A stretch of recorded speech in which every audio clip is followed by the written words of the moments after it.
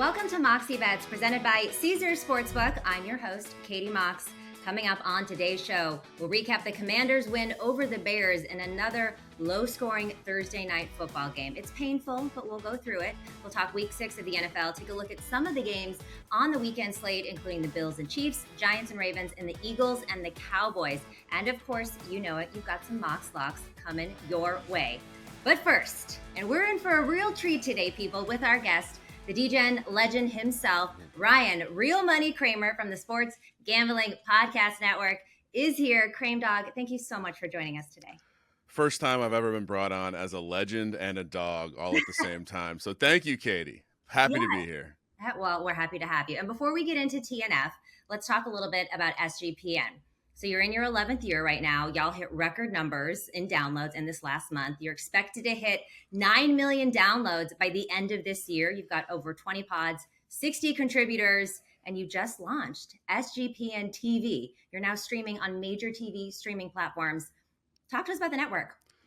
It's a true success story. We literally started in a garage, and so all of those things you said, it's amazing. Yeah. And yeah, it's just you've been around the virtual offices. We're just a bunch of guys, girls who love sports, love betting on sports, and yeah, the key to podcasting, as we've learned, is just to keep doing it. We've been a sports gambling podcast, been on the airwaves for over a decade, which kind of makes us unique because not many folks out there spitting sports gambling for the last 10 years. No, definitely not. And the fact that you guys are now streaming on television is awesome. I will say, when I was looking up one of your last press releases, they said that you are a sports wagering marketplace influencer. And that is a title that is pretty impressive. I've gone with thought leader. Also, just nothing better than having sports gambling thought leader next to your name. Yes, absolutely. And I was also interested or surprised to learn that SGPN was funded by Sean winning $200,000 in a DraftKings fantasy contest. Yeah, I would say there's a little A, a little B, but it certainly helped to take down second place in the Millie Maker back in 2017. I don't have the full lineup here to lay it out like Sean would, but he did thank all those members at his wedding. So great story when you have him on.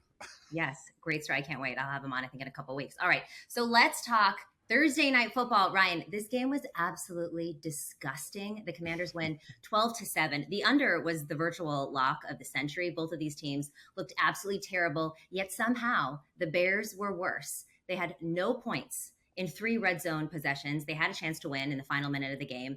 4th and goal. Fields throws it to Mooney. Mooney can't seem to get possession of it. First of all, what did you think of this game? And did you win anything on this game? I had the under. I faded Robinson, which was kind of a Grinch stole Christmas move of me, and it ended up blowing up in my face. But what did you have on this game? It's funny. I've been dabbling a bit with the primetime first touchdowns. I had Justin Fields. I had Brian Robinson, watching Justin Fields get tackled at the half-yard line. Then someone else scores, and then watching Brian Robinson score. For a game limited with touchdowns, it was tough to watch that. But honestly, my take is it's Justin Fields. He just doesn't have it. Things get tough in the red zone, both for the quarterback and the coach. And what did we see from this Bears team last night? 3 times inside the 5-yard line, I believe. 3 times they turned the ball over. So, look, as the guy who was anti-Justin Fields during the draft process, we've heard a lot about the potential for maybe a slow processor. It's just out there. He's just not capable as an NFL quarterback. He made Carson Wentz look like a competent quarterback, and that's not a good place to be. Well, that's the thing too, and that was my second question: is have you ever seen a second-year quarterback look this bad? I read a tweet today that his average seconds to throw is 3.42. It's the longest of any NFL quarterback, and it's actually less than last year. It's 0.36 seconds longer than his rookie season. He looked like he was going to cry at the end of that game. I mean, I don't know if it's him, which that's part of it, if it's his O-line or if it's the fact that they have like the worst receiver room in the NFL, but he does not trust anything. I think to be a conspiracy theorist here, they certainly don't appear to be helping him. So if you were Justin Fields, you might feel the pressure that, hey, my team's not trying to help me win. All of that being said, at some point, just go win, just go do something, just go use your legs. I don't know if the coaches are saying don't run, but he's a dynamic runner. He's big, he's strong. You see the way when he gets in open space, he's bigger than those DBs. That's a weapon. And unfortunately, they just have a coaching staff that's just not creative. That's the bottom line. All right, so let's talk about Carson Wentz then, because obviously the big story this week was Ron Rivera basically throwing Carson Wentz under the bus as to why they are not as good as everyone else in their division. Then yesterday, I don't know if you saw the post-game presser where Rivera seems to get really upset about it, and he walks out of the presser and it's like, oh, Carson Wentz doesn't deserve this. I'm like, well, you literally started all of this. What do you think of that situation? I mean, I think it's a beautiful, he's a veteran coach. He's been known as a player's coach. We jokingly call him Riverboat Ron because he likes to take a chance here and there. And I think this was just a perfect way to let Carson Wentz know he was on notice, right? Like this is the part of the season where you have to do something, or we're going to go to Taylor Heineke. We're going to go to Sam Howell. So I thought it was genius, and I like the way that he's now trying to protect his guy. It's just a masterclass in manipulating the media, manipulating the locker room. So I probably the right move. Although, if you're a Washington Commander fan, you have to want to see a new quarterback. You have to. And Tyler Heineke is not bad. I mean, I thought he was decent last year, so I would definitely want to see him as well. All right, let's get into the Mox thought, and this is one specifically tailored for you, Crame Dog. Should the Giants tank? An analyst this week suggested that your 4-1 Giants should not be trying to win games, but instead tank for draft picks. Obviously, this clip has gone pretty viral, especially amongst Giants fans. I saw that you tweeted something about it, so let the people know. Should the Giants tank this year? Let me stretch out a little bit. I think you have two things going on. One, NBA season's about to start. We have an NBA show on the Sports Gambling Podcast Network, so we're excited for the season. But what do we do during NBA season? Before the games even start, we talk about it. Which teams need to tank and start their process over again? Who should be trading their assets and getting – and all this is this is 2022, so we have a analyst who thinks they're going to come out with a hot take. Unfortunately, this is the National Football League. You don't tank, We've learned that, right? Like the Dolphins maybe tanked, but not really tanked. You just don't tank. Players don't tank. If you watched Brian Dable and Joe Shane come off the field last week, they're not tanking. They're not going to be like, you know what? We're going to trade Saquon Barkley. You know what? We need to get Daniel Jones out of here and start losing games because guess what? They've been crappy for the past 5-6 years. That's not the answer. That to me, that was the worst part about the take. It showed me that you haven't been watching the NFL for the past decade. They've been a bad team. Tanking does not necessarily help you. So to that reporter, she can kindly leave the situation. I just think it's a bad look because it just shows you don't watch football. No one tanks. No one trades midseason for assets. It just doesn't happen. What are they going to trade Saquon for a 7th-round pick? That would piss people off more than it would make them happy. So horrible take. I hope I wish nothing but the best in the future, but that was just a horrible take. Couldn't agree with you more.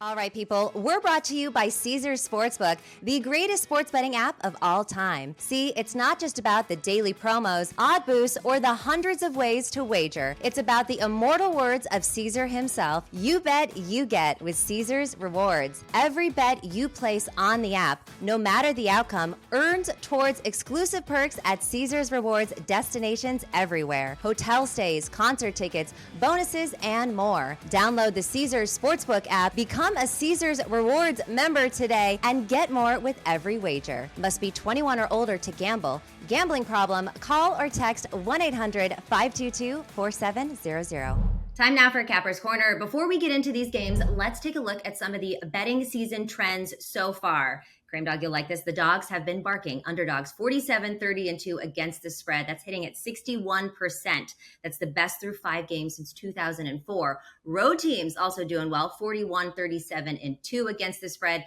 And unders 45, 31, and 1. That's hitting at 57%. Who is the best and the worst against the spread this season? Well, the Falcons, which is not very good for my 49ers, they're 5-0 against the spread. Who's at the bottom? Panthers, Vikings, Bears, Commanders, and Rams, which is interesting to me. All the worst teams against the spread going 1-4. Browns are perfect 5-0 to the over, and the Colts, who can't seem to score to save their lives, are 5-0 to the under. With that, let's make some picks. And let's start with your G-Men. We just went over this already. So they're up against the Ravens this weekend. 5.5-point spread. Ravens favored over under at 45. The Giants have the better record here, and yet they're home underdogs.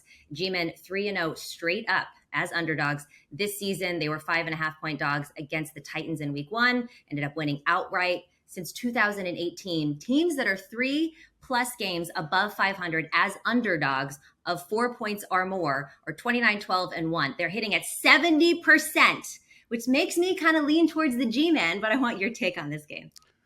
That's because so much of that is based on preseason predictions. Like this is people saying the Giants can't possibly be this good. The roster's horrible.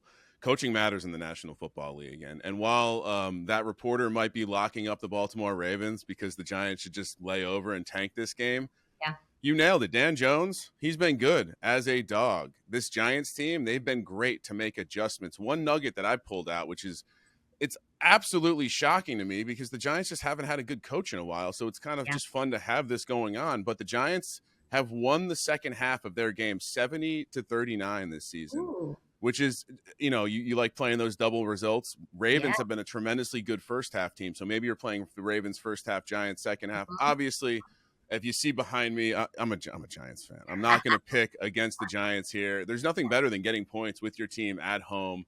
You have the emotional hedge. If they lose by 3, you still cover the spread. But the way this team's playing, I don't see why I would want to get in the way of it. Brian Daboll, Mike Kafka are clearly scheming stuff up. You're not talking about the fact that he's rolling out practice squad receivers. You're not talking about how, the offensive line is trash this year because Saquon's working, they're running the ball, and they're able to make the plays. Unlike Justin Fields, they're scoring in the red zone. And so those touchdowns are critical. And quite frankly, Baltimore, they've let every team, it seems, come back into the game. So, come on. Don't need to tell you why I love the Giants, but I love the Giants. I love the Giants too. I'm taking the Giants with the 5.5, like you said. Also, they're 8-3 against the spread in their last 11 games in October. So big October dogs there, which I really like. And you hit the nail on the head. The Ravens have had so many single possession games, whether they've lost or won. They lost by 4 to Miami, 3 to the Bills. They beat Cincy by just 2. And you're going to give this Giants team, this gutsy, gritty Giants team, 5.5. I'm definitely going to take that. I am hedging a little bit here because I'm going to take the Ravens team total over 24. That's at minus 151 on Caesars. So the Ravens are averaging over 27 points per game this season. Post London no buy opponent team totals are 6-1 all time, 2-0 last weekend. The jet lag defenses have just been getting gassed, especially in the fourth quarter. So I do think that the Ravens over their team total of 24 is a good bet. Is there anything else you like in this game? I absolutely like the way the Ravens defense has been allowing teams to pass on them. And you haven't exactly seen Daniel Jones, a.k.a. Dan Jones, look great. But last week, because of injury, they were forced to play Darius Slayton, someone he's had chemistry with early in his career, someone who has speed, unlike most of their receiving room right now. Well, he's going to be out there. And I think his receiving total is egregiously low. It's 32.5. I'm going to take the over on the receiving yards.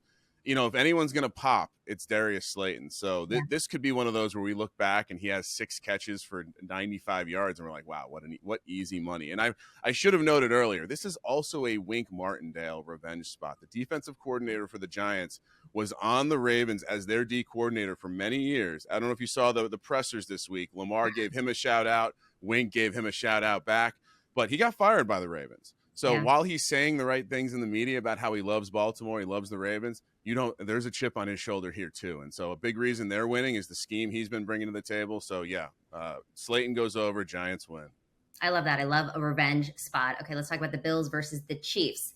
Bills are favored here 2.5. It was 3 earlier this week, over under 53. Rematch of the AFC divisional round where a coin toss sealed Josh Allen's fate and the Bills. This is the first time that Patrick Mahomes has ever been an underdog at home. He's been favored in 41 home starts. He's also never lost as an underdog. But that stat to me, I'm like, it's because the Chiefs are never underdogs. Like, how many games has he been an underdog? And so that's neither here nor there. But what do you think of this game? I like the Bills.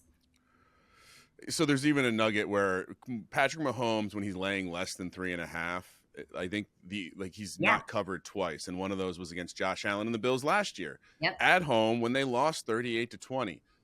I know everyone's talking about the playoff revenge angle, but the Chiefs got their beat, excuse my language, at home last year, and no one is talking about it. And I regret myself. Like, the Bills were hyped for that game last year. They got it done. I know everyone's saying, hey, but they lost the playoff game. They're going to be ready. I agree. But this is still Andy Reid. This is still Patrick Mahomes. And if you're going to give me a historic spot, a.k.a. Patrick Mahomes as a home dog for the first time in, like you said, 42 tries, it's an easy play for me. Give me Kansas City.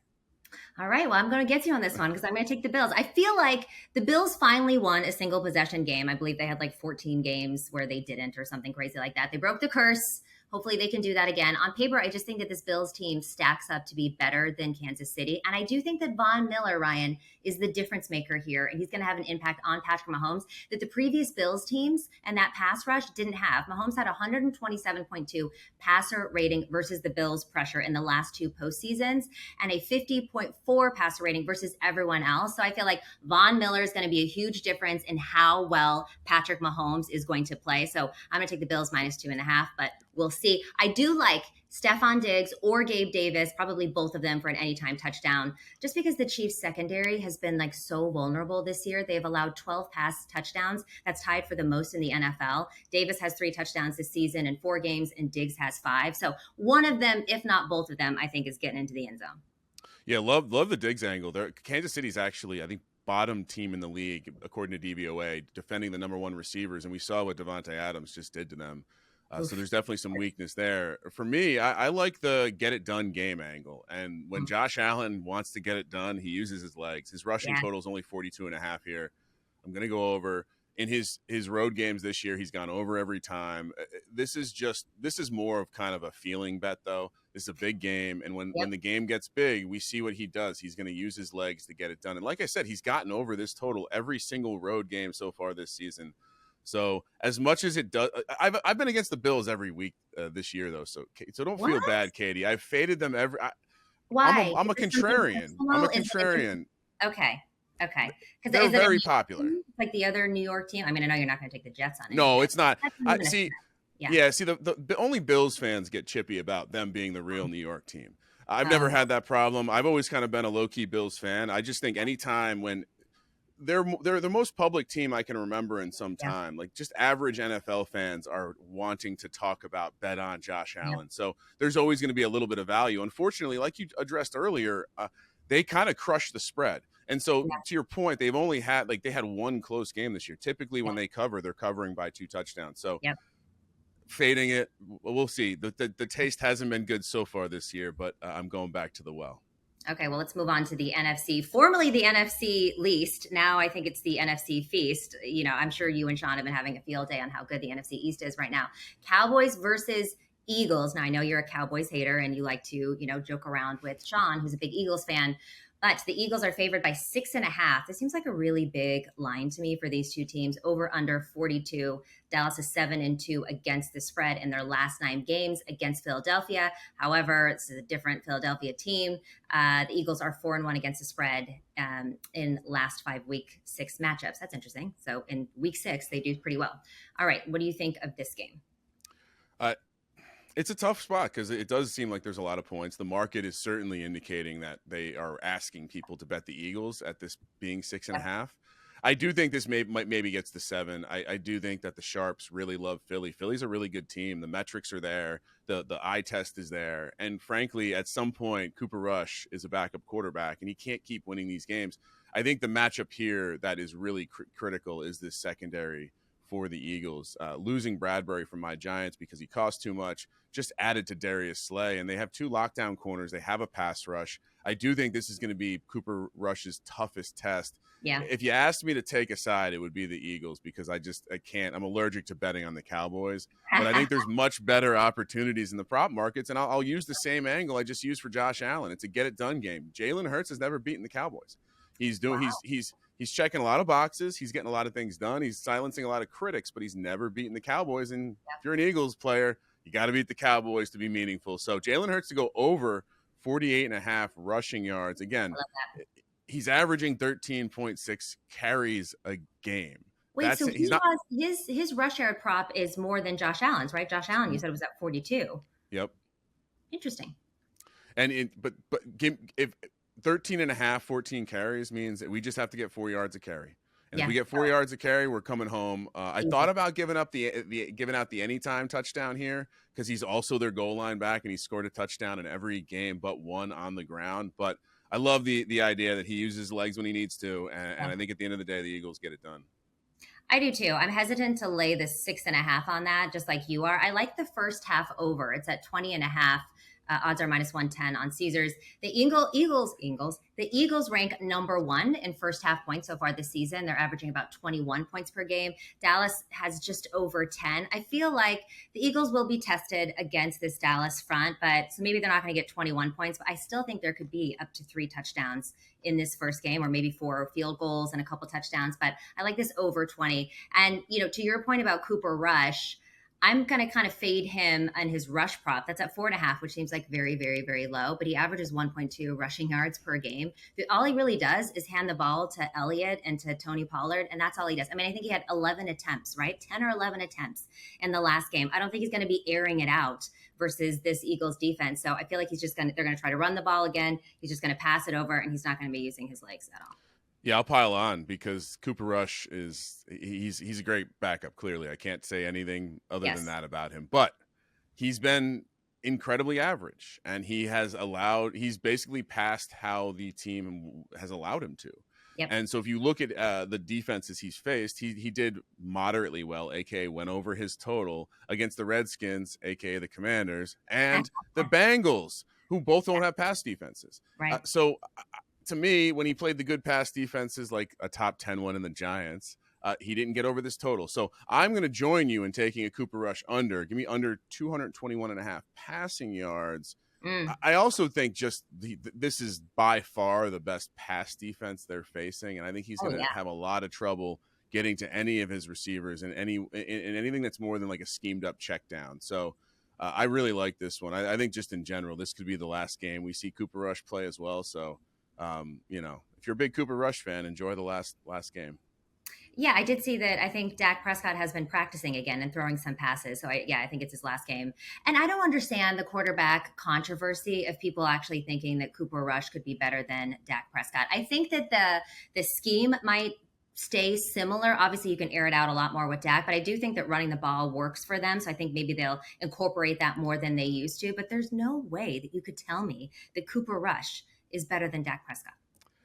Look, the owner, he's the one that brought it up. Jerry Jones said that he would love to have a controversy when it was time for Dak to come back. And unfortunately, he got what he asked for. I mean, we even saw sports books paying out the Cowboys under. They have to be regretting that decision at this point. Yeah. But the best thing that can happen for a Cowboys hater is there is an actual controversy. And when Dak does come back, he loses that first game. Well, and that's the only thing that gives this life, I think, is how bad Dak looked in the first game. I know that he went out with the injury, but that was in the fourth quarter, and they were the only team in the first week not to have a touchdown. But you could just see him on the sideline. He is itching to go in. He does not like how well Cooper Rush is doing because he knows how he got in the league. Yeah. Okay, well, let's move on to the Bucs and the Steelers. The Bucs are favored -8, over under 44. We got Tommy Divorce versus Kenny Optimism. I wonder if Pickett thinks if they're underdogs in this matchup, because against the Bills, he didn't think that they were underdogs, and we saw what happened. He got absolutely pummeled. For this game, Ryan, I feel like the Justin Bieber meme where he's like, immediately no, immediately no. I've seen everything I need to see, immediately no. I'm fading the Steelers and everything you could like, give me the Bucs -8 or -9, whatever it's up to now, and Steelers under their team total of 17.5. I don't think that Kenny Pickett and this offense can put any points up on the board, period. Again. Him not thinking they were underdogs was a pretty funny. Look, it's optimism. Kenny Pickett brings optimism to a team that has no reason to be optimistic. They still have not won a game without TJ Watt. Yeah. So that's concerning. But over at the Sports Gambling Podcast, we've been tracking a trend that we've dubbed the Close Your Eyes Special. And we've been tracking it for almost 20 years now. And essentially, when a team underperforms the spread by 21 points or more, and they are catching points at home, we're looking at a near 70% trend long term. Wow. So you're going to take the Steelers on this? Well, you got to close your eyes because it's gross. But we're going to take the Steelers here. I think there's actually 3 spots this week. This is a trend that comes up maybe a dozen to 2 dozen times a year. And we have 3 spots this week. We have the Miami Dolphins and the Pittsburgh Steelers both at home. And we have also the Carolina Panthers, funny enough, on the road. But for this spot, Pittsburgh at home, give me the points. I'm going to close my eyes. Okay. Yeah, who knows? Kenny Pickett gets it done, and I'll transition to the prop because I think part of the way he gets it done is with his new alpha dog, George Pickens. We got a Pickett to Pickens situation in Pittsburgh. The total's only 44.5 receiving yards right now. If you look at the breakdown, when he came in the game, the last game, Pickens is getting the targets. It's basically a Pickens Deontay Johnson show now. We know Pickens gets the longer ADOT stuff, the stuff down the field. And, oh, by the way, Freiermuth's out. So give me Pickens over 44.5 receiving yards, and give me the Steelers +9. Wow. Okay. Well, that's a really juicy trend, though, and it makes me second. The Steelers last week looked so horrible, and I know they were up against the Bills, so it's a little bit different here. But the Bucs defense is still pretty good. But that's an interesting trend, and one definitely to look forward to. Now we got to talk about the 49ers versus the Falcons. Niners are favored by 5.5, depending where you get it, over under 44. The Niners are dealing with some injuries. There's no Bosa, there's no Ward, no Trent Williams. Robbie Gould has returned to practice, so that's good because Wisnowski could definitely not kick a field goal to save his life. Atlanta is 5-0 against the spread in its last 5 games played this season, so it's a little bit worrisome to me. I'm staying away from the game side, but what do you think about this game? I mean, I like when people say that if I had to make a pick, I do make picks. I pick every game. And my pick on this game is very simple, even with all those injury bits that you threw out there. And even though I'm a huge Atlanta Falcons guy, love me some Marcus Mariota. They're 5-0 ATS. And the concerning bit there is essentially at some point there's market value that is just fake. And it's inflated. Now, I'm a little worried because it doesn't seem to be catching up with the Falcons, but they are the first ever 5-0 ATS team to be a home dog. First ever 5-0 ATS team to be a home dog since 2015. The last time it happened, funny enough, it was the Steelers, and they won the game outright. I think in this situation, though, this is all about the Shanahan, East Coast bro trip. Yes. They went to West Virginia. They got their mani-pedis. They got some cucumbers on the eye. They hung out together. And we all know that these road trips, now that they've figured out that you do the bonding trip, the teams are coming out hot after those. Kyle Shanahan, 49ers, 4-0, straight up 4-0 against the spread after that week. So there's no way I'm taking the Atlanta Falcons. Especially here's the caveat. I think Mariota gets turned over a bunch. He's throwing nearly 1 out of 4 balls is a turnover worthy play. So I think that the Niners defense should do enough here. And again, over to my prop, Jeff Wilson has such a locked-in workload right now with this team. Yes. He's getting 17, 18, 19 carries a game. If you expect that positive game script here, there's no way he doesn't get to his rushing total of 66.5. So I'm going over 66.5 rushing yards.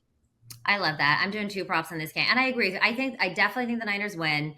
I hope that they cover, but it's just, I don't know, this one's, and I feel like historically the Niners don't play well against the Falcons. I can remember several times when the Falcons have been awful in the last few years, and we think that it's going to be the easiest game for us, and then they end up beating us. It's always like a weird trap game, but usually the Niners, it's a home game. The Niners are favored by a lot, so I'm hoping that you're right, that I'll be screaming my little head off in this. Stay strong, Katie. Jimmy G's on the field. I know. He's up there. He's just, he's always looking at me, always smiling. Speaking of Jimmy G, I'm going to take him for no interception, which I know is kind of crazy. It's at -127. So he has not had an interception in 2 games. And apparently he has never had 3 games in a row without throwing a pick. The Falcons have only caught 4 interceptions this year. Jimmy's passing numbers are down, but his interception and sack rate are also down. So even without Trent, the protection is so much better for Jimmy than I think in years past. And he's making less mistakes. So I think this is going to be the first year where Jimmy G goes 3 full games without throwing a pick. I'm pulling for you, Katie. I'm pulling for you. Thank you. I love an interception prop, and usually I'm on the other side of it, but I'm saying Jimmy G, no pick. I also like George Kittle over 3.5 receptions. This number just still feels low. I know that they're trying to get him back in the lineup. He caught 5 of 6 targets and 47 yards in Sunday's game over the Panthers, but he also had that fumble. He had 4 versus the Broncos. It's juiced. It's -160. I still think because it's too low, I think he gets, 5-6 receptions in this game because they got to get him going. He's such a big part of this offense that you can't allow him, to be cold for too long. All right, time now for Mox Locks. We'll start with you, Ryan. Give me your 2 best bets for the weekend. One we already talked about, Josh Allen, get it done game, over 42.5 rushing yards. Just absolutely want to smash that one. Already got down on it. I know if he does not get over this total, I will be so disappointed. And my second one, another kind of gross spot here because we're backing Matt Ryan and the Indianapolis Colts. Fun fact, I'm sure you heard everyone tell you how the Jags have beat the Colts 8 straight at home. Well, guess what? The Colts have beat the Jags 8 out of 9 at home. It's just Oh, something weird that happens in the AFC South. Teams win in places and they don't win in other places. So this spread is less than 3. Colts -2. I'm going to lock that one up. I think this is an absolute, like, public is still on Jacksonville. Jonathan Taylor should be back. I love right. the Colts to be absolute smash spot here. Well, and I think everyone's just so down on the Colts too after the last primetime game that, it might be a sneaky spot for them. My 2 locks, I'm going to take the Ravens team total over 20.5. I think that they can put up the points, and I'm going to fade Cooper Rush under 4.5 rushing yards.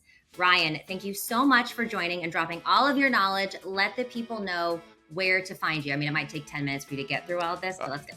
Oh, I'm simple. Anywhere you listen to fine podcasts, you just type in Sports Gambling Podcast, you'll find me. And on social? Oh, at Kramer Centric. But that's not as important, Katie. Sports Gambling Podcast, that's where they can find all the picks. All right. Thank you so much again for coming on. This has been Moxie Bets presented by Caesars Sportsbook. Don't forget to follow us on social as well at Moxie Bets. We'll see you next time.